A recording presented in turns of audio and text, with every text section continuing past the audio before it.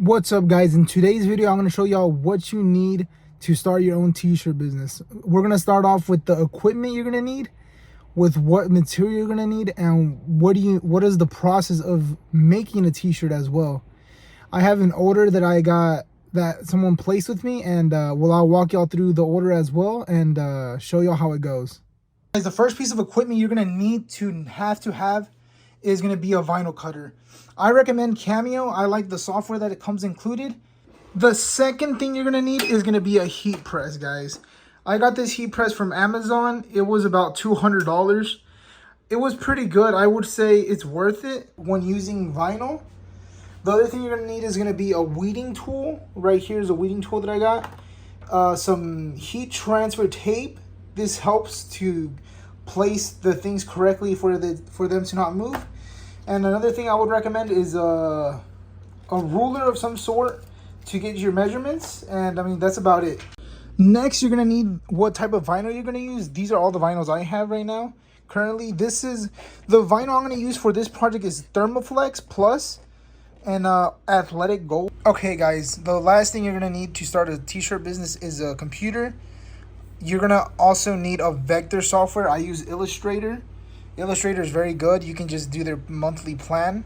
You need Illustrator to convert your PNGs into SVJs, which is basically, you're just going to need a vector software. Illustrator is the one I use, as well as your vinyl cutter software, which mine is Silhouette Studio. Mine came with the Cameo. And if you get the Cricut, I believe it's like Cricut Studio or something like that. But whatever vinyl cutter you get, it will come with the vinyl software it needs. So that's the last thing you're going to need to start your t-shirt business. Picked up a package right now. This is the vinyl and this is the t-shirts. I get my vinyl from, there we go, Heat Transfer Warehouse. And I got the freaking shirts from Jiffy Shirts.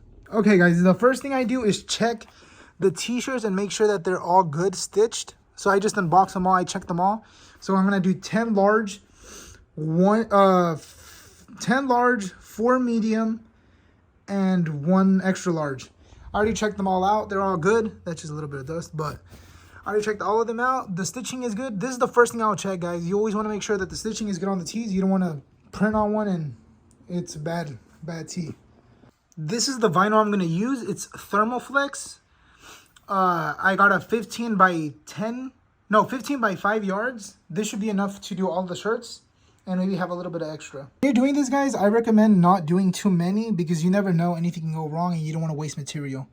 When using vinyl, you always want to mirror the image. So I'll show y'all right now what I mean by that. Always want to mirror it. So it's going to be on the one on the left. You wouldn't want to do the one on the right because it's going to cut it out. I don't know how to explain it, but you always have to mirror it, guys, for vinyl. Anyways. Watching that has never seen a vinyl cutter, this is what it does. It cuts the design out. It's not a printer.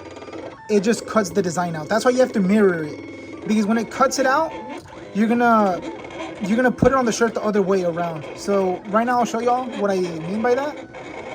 It's also very important to always line it up perfectly, because if not, something bad is going to happen. Of course, your design is going to come out crooked or something.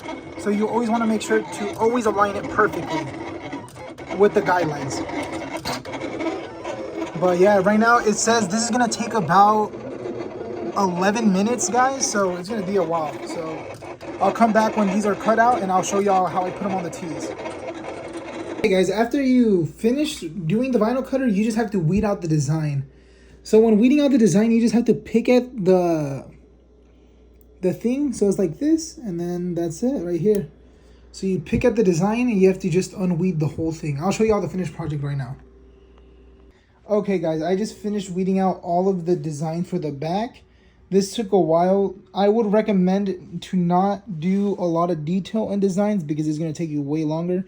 So all of this I had to weed out and it took me a while. So I would just recommend when doing vinyl to stay simple and try to not do many details because it will take a while to weed out.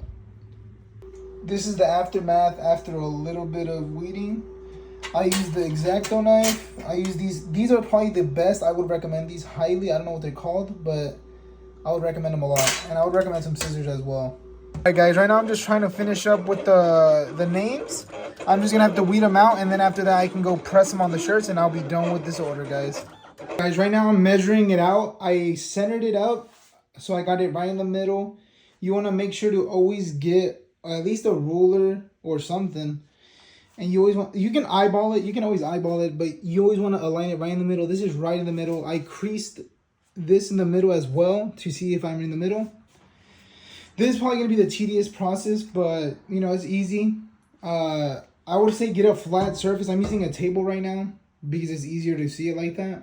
But I mean, right now I'm just going to have to press it on the shirt, and that's it. I'm just going to have to, the only thing left is going to have to be to press it on the front as well. So after that, I'm going to be completely done, and I mean, that's about it. I'm about to press it. I just checked the temp. It's pretty good. This is what I need. For a Thermoflex, it's at 330 for 15 seconds. So I just have to press it like that and just wait. It's done. Guys, this is what I got so far. These are the front names, and that's the logo in the back. They're coming out freaking amazing, guys. I'm not gonna lie. So far, I'm halfway done with the order, and I mean, they're coming out good, as you can tell. The one thing I do recommend is, like, if you do names in the front, it's kind of hard to place them, but you'll get used to it. It takes a lot of practice, though, I'm not gonna lie.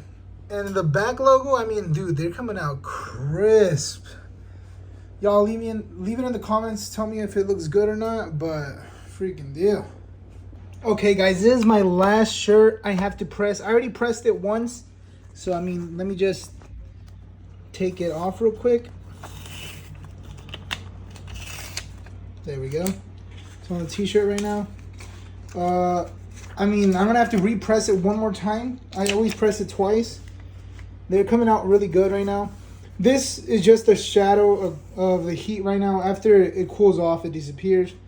But I mean, this is the last t-shirt I'm doing, and I mean, I'll show you all the rest right now. All right, guys, right here we got all the shirts right now. They're the names on the left chest right here, as you can see. I got all of them. I already finished with that. But I mean, that's about it. These came out pretty good.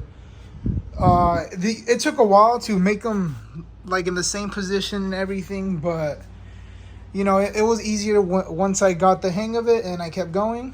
But I mean, these are the left chest, and I'll show you all the back right now. Thanks, guys, for finishing the video. This is the finished product right here. I'm gonna be posting more content like this, similar to business and finance, and showing you all the process of my small business as well. Hopefully y'all enjoyed the video. Hopefully y'all can like and subscribe, and have a great day.